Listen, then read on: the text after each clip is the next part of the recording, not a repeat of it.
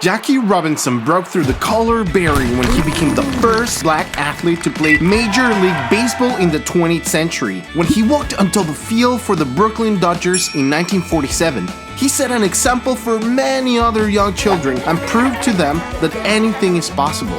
Born on January 31st in 1919 in Cairo, Georgia, Jack Roosevelt Robinson. Yes, he was named after former President Theodore Roosevelt. Jackie was born to parents Melly McGriffith and Jerry Robinson. Jack was born to a family of sharecroppers and was the youngest of 5 children raised in poverty. For those of you who don't know, sharecropping is a legal arrangement between landowner and tenant, which allows a tenant to live and sow on the land in exchange for a portion of the crops they have sowed. After Jerry Robinson left his family in 1920, Mally took her children and moved to Pasadena, California. While in Pasadena, Jack's mom often worked odd jobs to provide for her family in an attempt to get them out of poverty.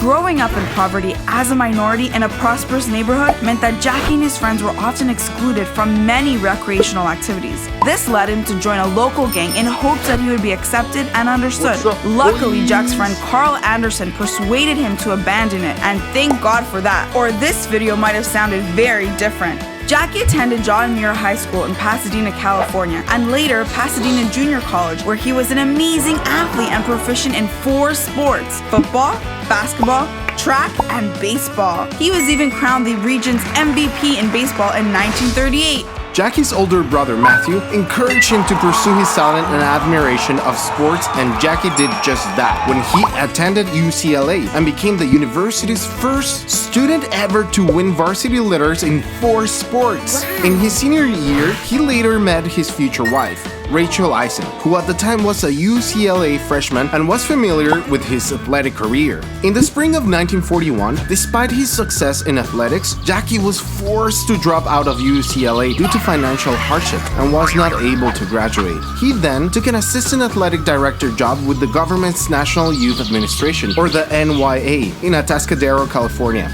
The government later stopped the NYA operations, and Jackie took this opportunity to travel to Honolulu in 1941 to play football for the semi-professional team, the Honolulu Bears, whom were also a racially integrated team. Unfortunately, his football career with the Bears was cut short after the Japanese attack on Pearl Harbor, which pulled the United States into World War II. Did you know that in 1942 to 1944, Jackie was drafted into the war and was commissioned as second lieutenant in the U.S. Army? During a boot camp in Fort Hood, Texas, Jackie was arrested and court-martialed in 1944 for taking a stand and refusing to give up his seat and move to the back of a segregated bus. It's because of his courage and the courage of many others that the world took a great step towards equality. This bravery was an essential antecedent to the impact Jackie would have in Major League Baseball. Ultimately, Jackie was acquitted of all charges and received an honorable discharge from the Army. After this discharge, Jackie began playing professional baseball in 1944. Unfortunately, at the time, the sport was still segregated, forcing African Americans and white people to play in separate leagues. February 10, 1946 was the date to be celebrated as Jackie and Rachel got married, and the two later had 3 children together. As Jackie struggled to balance family life and a career in the major leagues, his family faced increasing racism, like gruesome insults and even death threats throughout his career, among many other things.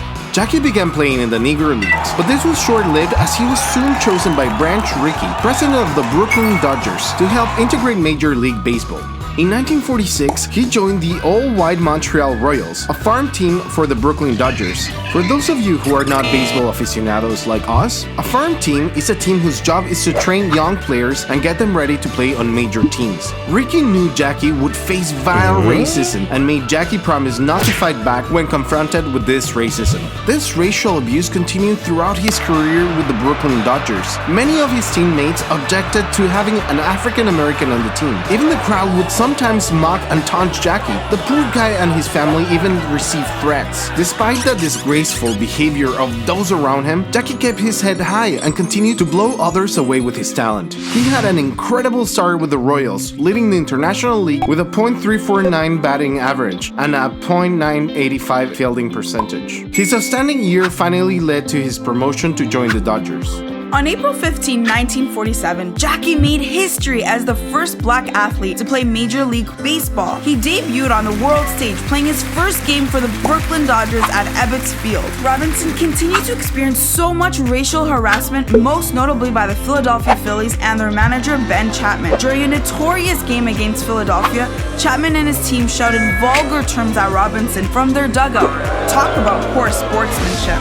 Anyway, the racism got so bad that many players on opposing teams even threatened not to play against the Dodgers. Even his own teammates threatened to sit out. Thankfully, Leo Durocher, the Dodgers manager, told the team to cut it out and that he would rather trade each and every one of them than trade Robinson. That amazing loyalty really set the tone for his career, as Jackie continued to put the racism and prejudice aside, showcasing his talent and skill to the world. In his first year, he helped the Dodgers win the National League pennant with a .297 batting average and 12 home runs. That same year, Jackie was selected as Rookie of the Year, and with an impressive batting average of .342 in the 1949 season, he earned the National League's MVP award. During his career in the major leagues from 1947 to 1956, not only did he steal home base 19 times, the Dodgers also went on to win the National League pennant several more times. Finally, in 1955, Jackie Robinson helped his team win the ultimate victory, the World Series.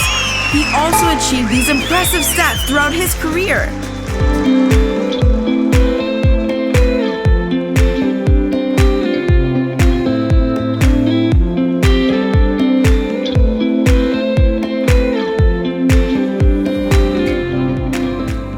In 1962, he was the first African American to be inducted into the Baseball Hall of Fame, and in honor of this legacy, the Dodgers retired his jersey number 42. In 1972, on January 5th, 1957, Jackie retired and became active in business and continued his work in activism for social change. He was a strong advocate for African American athletes, civil rights, and other social and political causes, and served on the board for the National Association for the Advancement of Colored People. Jackie went so far as to publicly call out the New York Yankees as a racist organization in 1952 for not having broken the color barrier 5 years after he started playing with the Dodgers.